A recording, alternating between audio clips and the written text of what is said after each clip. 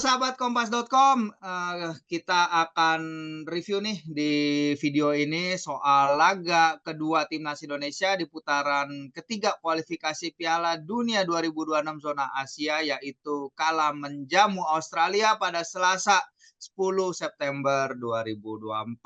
Bersama kita di sini juga ada Feril Dennis. Nis, gimana nih? Australia, setelah kita mendapat hasil di Jeddah, Australia kita tahu di pertandingan pertama kalah dari Bahrain, mereka bermain, 10 orang ya, harus ada yang pemain mereka yang kena kartu merah dan kalah bunuh diri menit ke-89. Chance Indonesia di Gelora Bung Karno nanti bagaimana? Kalau menurut gue ini kesempatan yang harus bisa diraih untuk raih kemenangan, mengingat Australia juga kan lagi terluka ya setelah kekalahan dari Bahrain. Ya. Tapi juga kita juga jangan terlalu gegabah, harus siap menghadapi kejutan dari Australia. Dan Australia ini sebelum lawan Bahrain itu ngeri sih statistiknya. Ya. 4 pertandingan itu 14 gol. 4 pertandingan 14 gol. Clean sheet lagi. Clean sheet. Waduh. Ngeri kan? Ngeri ya. Dan tadi malam sebenarnya clean sheet kalau nggak bunuh diri kan. Iya, menit 89 ya mereka Nah, ya. terus bahayanya mereka di babak kedua. 8 gol tuh total 8 gol ada terjadi di babak kedua. Nah itu berarti kita tuh 90 menit harus waspada. Tapi balik lagi kita main di kandang, kita punya Ya. bekal yang bagus lawan arah kemarin. Setidaknya kemenangan bisa jadi milik kita lah laga nanti. Lawan Australia. Yap. Yakin. Kipernya juga kiper akan ada aroma Italia juga. Kipernya itu asal AS Roma. Si Ryan. Ryan.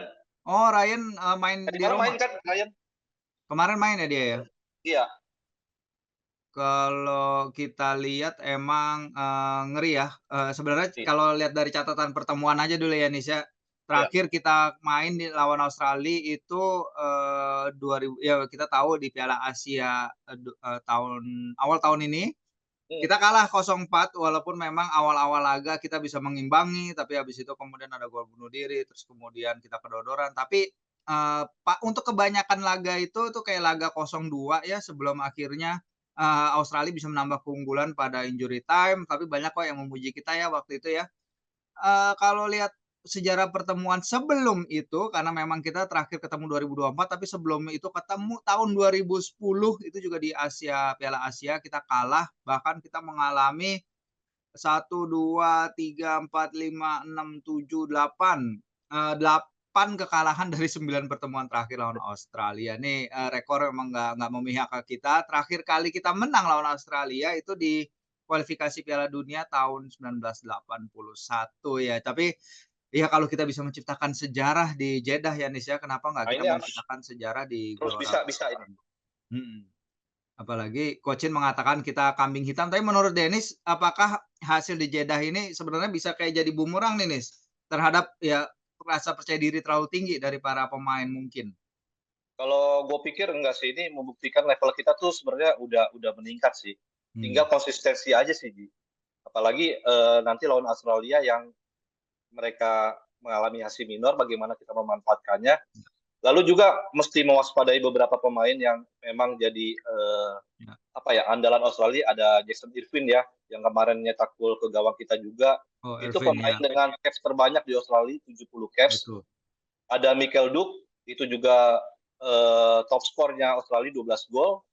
Lalu ya itu tadi balik lagi kipernya Australia ini dua ini si Matt Ryan sama si Joe Gucci itu kiper Aston Villa, walaupun juga dia cadangannya siapa Martinez ya. Emilio Martinez, ya. Ya Betul. Emilio Martinez, tapi dia sebelumnya selalu catat clean sheet tuh dua kiper ini. Nah ini yang pengen jadi jadi ujian buat penyerang kita nih, ya kan? Bagaimana kehadiran pelatih striker tadi.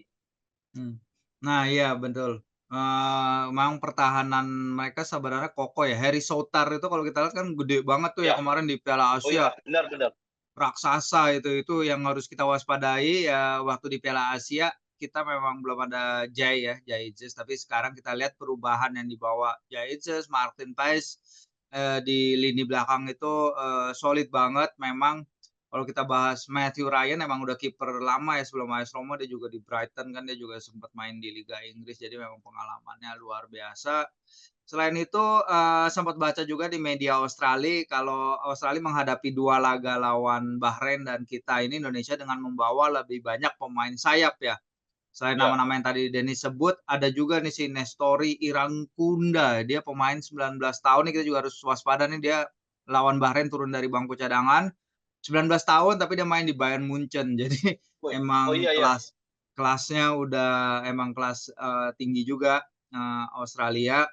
Tapi GBK kita lihat ya nih kemarin, walaupun ada Misa Sri Paus tapi lapangan nah, dijaga ya, dan ini kan nah, harapan, banyak publik sepak bola juga. Nah, berharap juga Sri Paus memberkati timnas Indonesia selama amin. putaran ketiga kualifikasi, ada yang bawa, ininya, posternya kemarin. Heeh. Di GBK dukungan penonton menurut Denis gimana nanti jalannya pertandingan? Dukungan penonton kalau bisa jangan jadi bumerang buat, kita ya, Oh, sehingga oke, kita jadi, apa ya, pemain kita jadi, apa ya, lost control, ya. terbuai dengan dukungan itu jadi Kepedean gitu ya maksudnya? kepedean, itu jangan kalau Iya, menurut gua.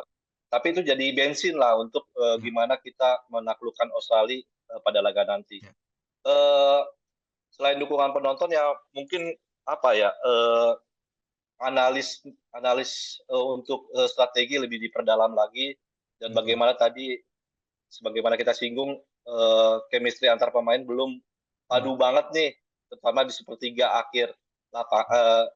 sepertiga akhir itu bagaimana harus diperbaiki lagi, Ji.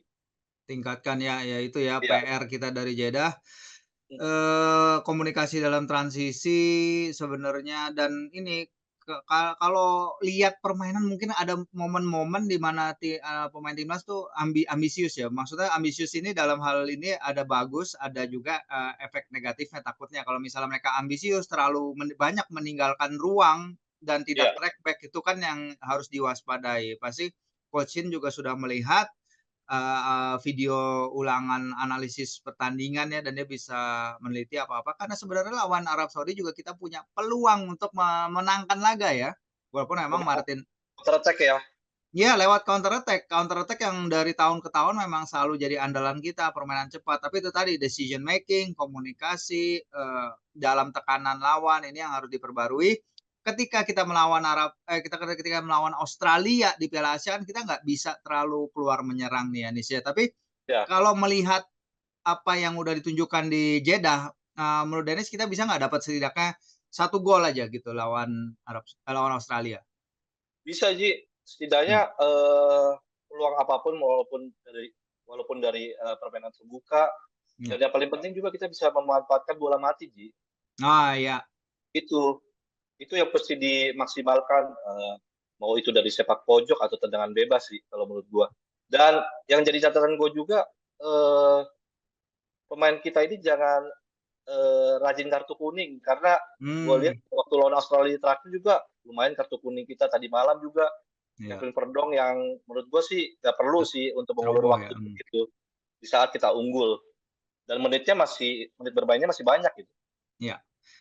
Kalau secara, performa pemain dari line up kita nih Verdong, Mhm. Rido, Jai, Sandy, Witan mungkin, Coach Shin perlu ada pergantian nggak nih jelang pertandingan kedua? Kalau gua mikir bakal mempertahankan skuad yang sama ya. Mhm, Mungkin, di pergantian akan terjadi di, tengah babak, babak kedua, mungkin dan gue mungkin dan berharap ya, menurunkan Dimas Derajat ya, oke, gitu. Karena kalau ketika ada Dimas selalu ada Ragnar di situ kayaknya bakal gila sih. oke, Mereka ini punya ya karena punya tipikal pekerja keras banget kan. Iya, pekerja. Karena kita lihat, Rafael itu bagus, sebenarnya ya Iya, untuk paruh pertama pertandingan dan kemudian juga untuk beberapa fase pertandingan babak kedua. Tapi kemudian memang ada momen-momen di mana dia emang udah kehabisan energi iya, karena emang dia bener. larinya luar biasa ya, Nis, ya. Ada turunnya juga cepet sih, kayak kemarin Turunnya ada juga cepat, satu bener. momentum si Ragnar itu dari depan langsung ke belakang, itu Iya. Itu gila sih menurut gua. Ragnar respect banget sih, emang fight Iya. banget, dan catatan juga mungkin buat Ragnar ya, walaupun dia fight, respect, tapi harus sedikit lebih hati-hati ya, karena kemarin kan, Oh iya, sikunya itu dia main tuh iya yang iya. dorong-dorong itu, rada ini rada kepancing nih kalau kita nanti lihat Erwin dan kawan-kawan, takutnya mungkin bisa memanfaatkan, Iya. celah itu ya, itu yang kita ingin hindari. Ya udah, langsung aja ke prediksi, Denis gimana? Menang tadi Eee, katanya nih? sengit lah, 2-1 menang. Wih, 2-1 menang, seru nih.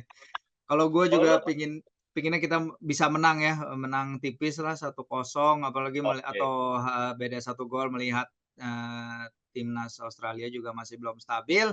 Tapi kalaupun misalnya seri atau belum mendapatkan angka, ya udah karena memang ini persaingan di putaran ketiga ini gila-gila, ini raja-rajanya Asia, terlibat. Nah, oke, kalau gitu terakhir nih ada yang pingin disampaikan lagi dari hasil pertandingan lawan Arab Saudi dan juga nanti ketemu Australia? Eee, itu aja sih, menurut gua kita bisa menampilkan permainan yang lebih baik, saat melawan Australia. Intinya suntikan dari supporter atau dukungan dari supporter bukan Ya. membawa kita ke surga ya, tapi Mmm. sebagai nyawa kita untuk mengalahkan Australia pada laga nanti. Oke, siap, mantap, analisisnya Denis. Sahabat Kompas.com silahkan tulis, prediksi kalian di kolom komentar di bawah ini, bagaimana nanti kita akan menghadapi Australia pada hari Selasa. Sekian dulu, nanti kita ketemu di live analysis pada pertandingan Indonesia versus Australia yang akan bergulir pada hari Selasa 10 September jam berapa, Nis? 7 malam. 7 malam, kick off. Siap, sampai kita ketemu pada pertandingan nanti.